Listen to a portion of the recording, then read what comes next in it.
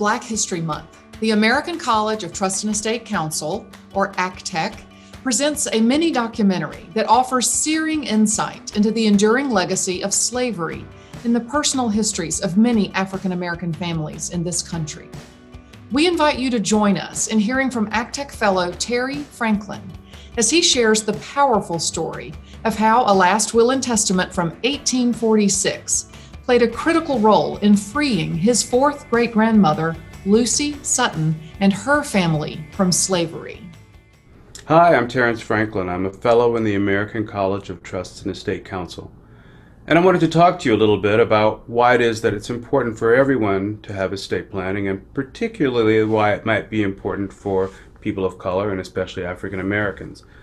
I bring a particularly unique experience to this. I've been a trust and estates litigator for nearly 30 years, which means I do will contests, family disputes, and so forth. But I've been doing it for about a quarter of a century when I discovered in my own family a quite interesting will contest that I did not know was part of my own family's history. I was trying to do something to celebrate my great-aunt's 100th birthday, and thinking about how I could possibly celebrate her life because she'd been so significant to our family members as a matriarch. I went looking for a piece of information that I had seen at a family reunion some almost 20 years before.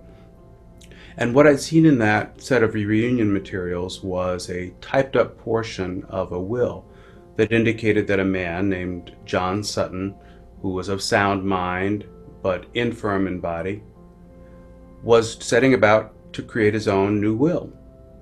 And he indicated that he owned the following property, to wit, a mulatto slave, Lucy, aged about 45, her daughter Easter, aged about 26, and so forth and so on, listing all 8 of Lucy's children, as well as 6 children of Easter, all of whom John owned and all of whom he was identifying in his will, and all of whom he was setting free by the will.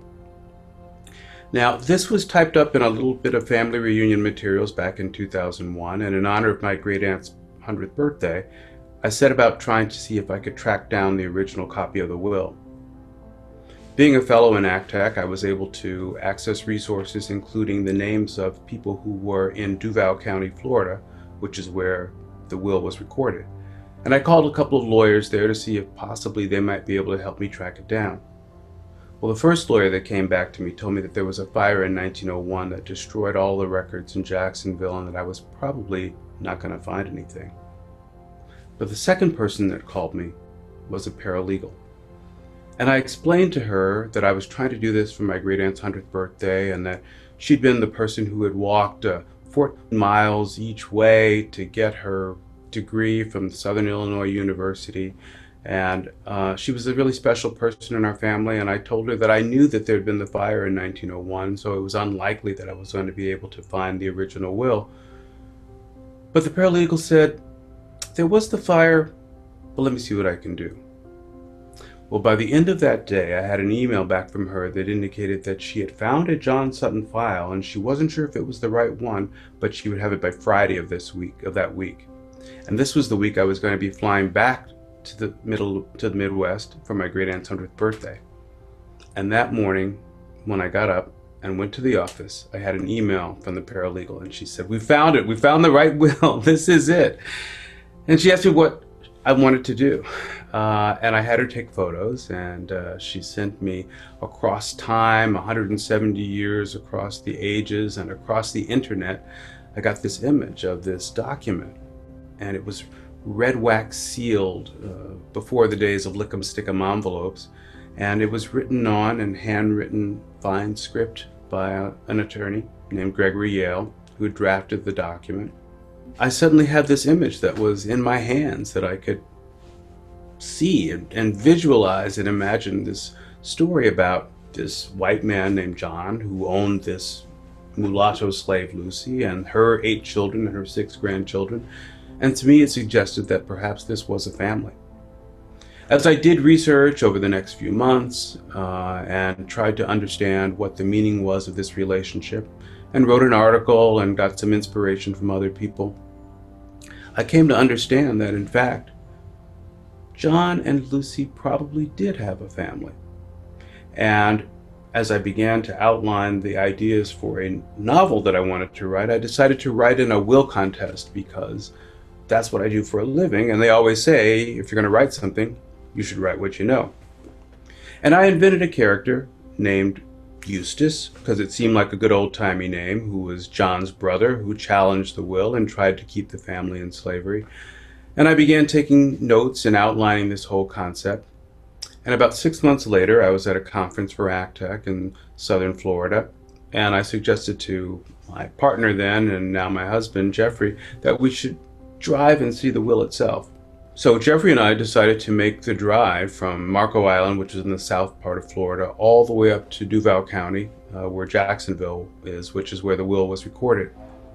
And we decided to make the drive as meaningful as possible. We had done some research and found out that the Equal Justice Initiative, headed by Bryan Stevenson, a social justice activist and lawyer, had documented some 4,000 lynchings that had taken place in the South between the end of the Civil War and the Civil Rights era. And we decided that if we used our internet, we could follow each one of those lynchings and understand the stories of those families that had been affected, those individuals who had died and the families that had been destroyed, and by the whole communities that had been shattered by these acts of terrorism.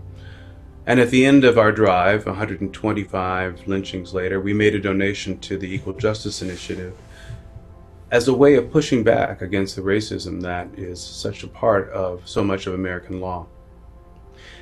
In the end, Jeffrey and I arrived at the courthouse and made our way into the courthouse and made our way down to the bowels of the probate department. And once we were there, we scrabbled with the clerks who couldn't find the will at first, even though we called ahead for it. And eventually they found it sitting on a supervisor's desk. And they handed me a little Redwell envelope, probably about the size of a lady's clutch purse. And as I undid the band on it, I wondered what would happen. Would I be emotional? And when I undid the band and opened up the envelope, it was almost like there was a sense of the smoke and ash from 170 years before, from the original time that the document was created, that had survived the Great Fire of Jacksonville, to find its way into my hands. And it was almost like the documents in there were glowing with the emotion of the people who had written these pages that ended up setting my family free. And it was almost as if somehow this great expectations for this great-great-great-great-grandson or somebody might find this file and somehow be able to unlock its mystery. I realized that there wasn't just the will that my great-great-great-great-grandfather had made and made his mark on. There was a whole will contest file. And so the will contest that I had imagined had happened really had happened. And the uncle that I'd called Eustace as a good old-timey name was really named Shadrach. Shadrach Sutton had fought to keep my family enslaved. As it turns out, there was also the transcript from the trial, which included the judge's handwritten notes. And so Judge Crabtree, William F. Crabtree, who was the judge, indicated in his notes that Gregory Yale had gone out to the house. He'd been summoned by the family. He referred to them as the family, not as his slaves. And that he'd spent time talking to John and to his sons and daughters. And that they explained to him that the reason why they had moved to Florida was because they had left Georgia believing that they could be emancipated in the state of Florida. But it wasn't until they got to Florida that they found out otherwise. That's why they had to do the will. It also turns out that at one point Lucy came into the room, and Lucy said she would have been just as happy to stay with Shadrach or move away, except Shadrach had always threatened that he would beat them if he ever came to own them. So this underscored the urgency on the need for the family to be free.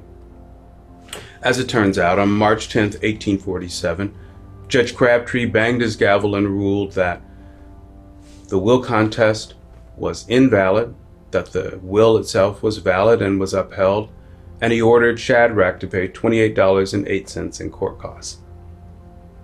So this story of my ancestors who did something, who pushed in a way to try to counteract racist policies that prohibited the emancipation of slaves in the state of Georgia and in the state of Florida. They found a way to push back against that by taking an anti-racist act, by creating these documents. And I happen to believe that my great-great-great-great-grandmother Lucy had some influence on it too. Maybe not undue influence, but she made sure that John saw to it that their family was going to be set free. And they were able to make their way to Illinois, Polk County, where they claimed their freedom in December of 1846. Thinking about and taking action to do estate planning is a way to be anti-racist, to not let a network of policies of property ownership and transfer that have negative impacts on Black people control how we live our lives. Just as my ancestors used a will, an estate planning tool, to take the anti-racist and anti-slavery step of setting Lucy free, as well as her 8 children and her 6 grandchildren, we can be anti-racist by taking care of our business and making sure that we are making the choices instead of leaving them up to someone else. And I promise, this week I'm going to update my own estate plan. Every day in this country, people of all ages, races, and socioeconomic backgrounds die without an estate plan in place, leaving their loved ones without any formal instructions as to their wishes. Rather than leaving a plan that has been thoughtfully designed with their beneficiaries' particular needs in mind, these decedents have entrusted their estate plans to the default provisions provided by state law. Please consider making it a priority this month to give your intended beneficiaries the gift of clarity by documenting your intentions through a formal estate plan. This video is an episode of the Planning for a Diverse and Equitable Future video series. Resources for this video, such as free information regarding wills and estate planning documents, may be found at ACTEC, that's actec.org/diversity. Also, please subscribe to ACTEC's YouTube channel to be informed of new videos as they become available.